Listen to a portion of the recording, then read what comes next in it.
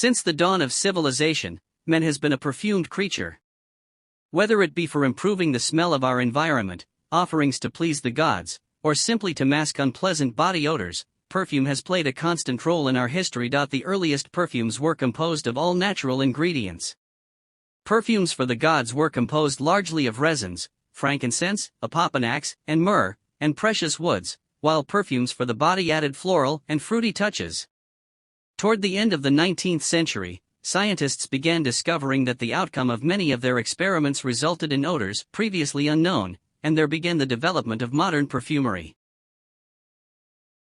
For the first time in history, natural ingredients, though still taking a front row, began to be supplemented with exciting new chemicals. More than 100 years on, perfumes are now mainly constructed around synthetic chemicals with the addition of trace amounts of natural oils. Nevertheless, many of the ingredients from history remain in the perfumes we spray on our skin every day. What may surprise you is that many of these chemicals, and a large number of natural ingredients, are downright bizarre. No one knows who first discovered the fact, but even the most beautiful perfumes can be enhanced with the addition of unpleasant, and sometimes even downright repulsive, ingredients. This list looks at 10 of the worst. We are starting the list off with the least noxious smelling ingredient, Tonquin deer musk. Certain types of male deer have pods between their legs, which are used to spray their environment with musk to attract female partners. Humans have prized this musk for more than 1,000 years, as it was discovered that it prolongs the odor of perfume. Unfortunately for the deer, while the musk pods can be extracted without killing the animal, it is easier to obtain them if he is dead. This ingredient was so highly prized that it was used in virtually every perfume up until the 1970s, when it was finally restricted by CITES, the Convention on International Trade in Endangered Species of Wild Fauna and Flora. It was also used as a food additive. The odor of deer musk is, as you might expect, not particularly pleasant, but in extreme dilution, it becomes somewhat floral and sensual. It was most often used in dilutions of 3% or less as a fixative, though some perfumes relied on far larger quantities to add a distinctive animal odor. One of those perfumes is still sold today, though it now bears only a passing resemblance to the original. That perfume is Chanel No. 5, which was formulated around a whopping 15% of deer musk tincture and 15% of civet tincture. More on that shortly. Needless to say, the original Chanel No. 5 was a great big skanky beast in contrast to today's light floral scent. Bottles of the original are available on eBay and understandably command very high prices. Our next item is also fairly safe in terms of odor, but it is still bizarre for the very fact that someone decided it should be used to perfume our bodies. Castoreum is a secretion from the castor sacs of beavers. These sacs are located right beside the anal sacs. The beaver uses the secretion to mark its territory, and in technical perfumer terms, it is considered a musk. The odor bears a pleasant resemblance to wood and leather, which led to it being used in perfume to add those notes as no other suitable ingredient existed until modern perfumery. The majority of modern perfumes now exclude it. Nevertheless, it is still considered a vital ingredient in luxury perfumes, which often combine it with synthetic leather notes to create a more natural result. One of François Coty's most famous perfumes, El Oregon, 1908, featured a large dose of castoreum at 0.5% pure. Like deer musk, it acts as a fixative and forms a significant part of the odor profile. Sadly, El Oregon, like most perfumes today, has been reformulated to make it safer and more PR-friendly. So, again, you need to go to eBay to sample the original. And guess what? Castoreum is still used today as a natural food additive to enhance the flavor of strawberry and raspberry. Chances are, not only have you probably worn this on your skin, you have very likely eaten it, too. Dimethyl sulfide is one of the strongest chemicals in perfumery. It has a penetrating, repulsive odor of sulfur and onions. Not surprisingly, it is found naturally in onions, asparagus, durian fruit, and the dead horse arum lily. Despite its vile odor, it is also surprisingly found in roses and geraniums. Dimethyl sulfide is used in perfumery to enrich the rosiness of geranium oil, to make a more natural rose base, and, believe it or not, to replicate the odor of the seaside, as it is one of the chemicals found naturally in the air on beaches. Dimethyl sulfide should not be confused with dimethyl sulfate, also smelling of onions, which is a toxic material used in chemical weaponry. Castor oil is another recently banned perfumery ingredient, partly because it is becoming endangered in its native India and partly because it is sensitizing, though there is some dispute about that. It was a very common ingredient in classical perfumery and was found in some of the greatest men's perfumes to be created, perfumes such as Aramis and Patu Porum, both now reformulated to remove it. To imagine the smell of castor oil, you must be an animal lover. Surprise, surprise. Castor has the most remarkable resemblance to the smell of wet dog hair. It is incredibly powerful and almost no one would find it pleasant, even in dilution. The real magic of castor oil is found when it is combined with other animal ingredients like castoreum and civet. When carefully dosed in a perfume, it adds a note of unripe melons and iris flowers, two odors that are very difficult to create using only natural ingredients. Synthetic replacements for castor now exist, but nothing quite manages to replicate the whole complexity of the natural oil. The phenols make up a fairly large family in perfumery. They are produced naturally by many plants as a defense mechanism against insects and the environment in general.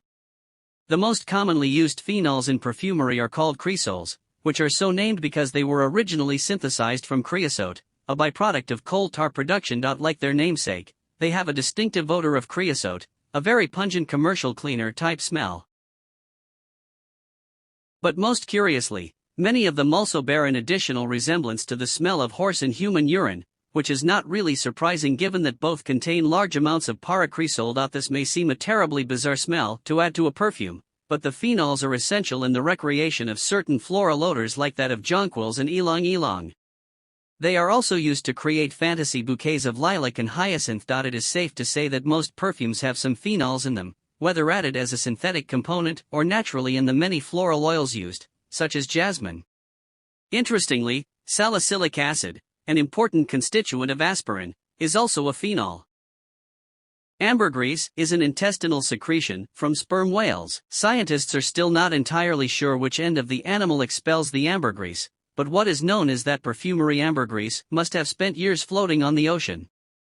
Fresh ambergris, or ambergris you might find if you killed a whale and looked inside it, is valueless for perfume, as it has an incredibly foul odor. After long aging, the ambergris loses much of its repulsive smell and becomes softer and slightly floral.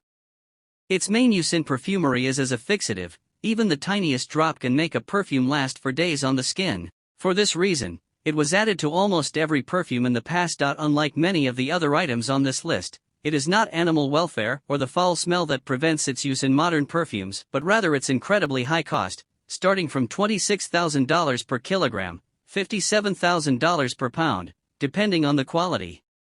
The price is high because most ambergris is found by chance on beaches. Ambergris was also used by the wealthy in the past as a food additive and was a favorite of King Charles II, who ate it regularly with his scrambled eggs.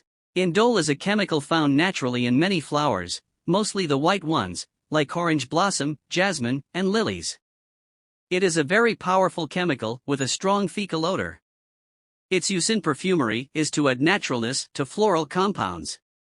A synthetic jasmine base won't truly smell like jasmine until a small amount of this foul-smelling substance is added to it.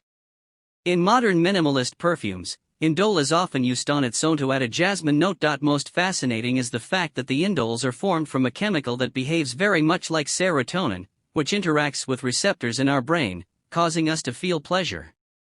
In fact, LSD is an indole alkaloid, and this very reaction is the reason so many people take it. Of course, a healthier option would be to simply sniff a bouquet of jasmine flowers, which gives you all the pleasure without the fear of seeing insects crawling out of your skin. Civet musk is a thick secretion from the glands of the civet cat, a mammal found most commonly in Africa and India. The most prized civet musk comes from farmed animals in Ethiopia. The odor of civet musk is putrid and extremely powerful. It has a long history of use in perfumery and as a food additive. And who can forget our list of disgusting foods dating back to our first year of existence, which features kopi luwak, coffee beans pooped out by civets. Like many of the ingredients on this list, in extreme dilution, civet musk develops a very unique and appealing floral animalic odor. It was used in very large amounts in François Coty's famous Sheeper, at 1% of the formula, and, as mentioned earlier, in the original Chanel No. 5 by Ernest Bose. Most perfumes up until the late 20th century included civet in trace amounts. Even today, luxury perfumes still feature the ingredient, though mainstream perfumes tend to either omit it completely or use synthetic replacements, as in the case of Jicky by Guerlain, who no longer use natural animal products in any of their perfumes. In the past, civet paste was adulterated to increase the profits of the traders. The main adulterants were honey and human baby poop, which is indicative of just how awful the real thing smells. The standard test for the purity of civet paste was a taste test. Mercaptans are a horrendous-smelling group of chemicals. Their odor is sulfurous, most commonly considered to be the smell of rotting cabbages. While all of the mercaptans are powerfully sulfurous, their use in perfumery comes mainly from the subtle differences between the types. For example, Reby's mercaptan has a hint of black currant, while Furfuryl mercaptan has a note of coffee. A good perfumer will use these materials in such a way that the sulfur is downplayed while the accent notes stand out. Mercaptans, along with dimethyl sulfide mentioned above, is found in human flatus, gas. These chemicals are so foul-smelling that they are used to scent the otherwise odorless natural gas so that gas leaks are detectable by humans. There are no two ways about it, scatol is utterly repulsive. Even in extreme dilution, it stinks. That is, until you combine it with other compounds, at which point it develops a floral odor. Scatol is a compound that naturally occurs in feces and coal tar. It is the pure, unadulterated stench in those materials. It is literally the essence of poop. While scatol is actually part of the indole family, it is so vile that it really deserves its own spot on this list, and most definitely the top spot. As well as forming part of the odor profile of animal waste, scatol is also found in minute traces in many flowers, such as jasmine and orange blossom. In combination with indole, it helps give these flowers a powerfully erogenous undertone. Perhaps the most famous perfume to feature scatol in doses that should perhaps be illegal was Nuit de Chine, Chinese Nights, by Maurice Schaller in 1913 for Les Parfums de Rosine. Nuit de Chine was a fauger, fern, type perfume built around a core of sandalwood, scatol, peach, and rose. When you smell this fragrance, the scatol makes its presence known from the get-go, but it is so perfectly balanced with the other ingredients that you can't stop sniffing it. And therein lies the reason that these bizarre ingredients find their way into the perfumes we love. They spark off a very intense and pleasurable psychological effect in our brains.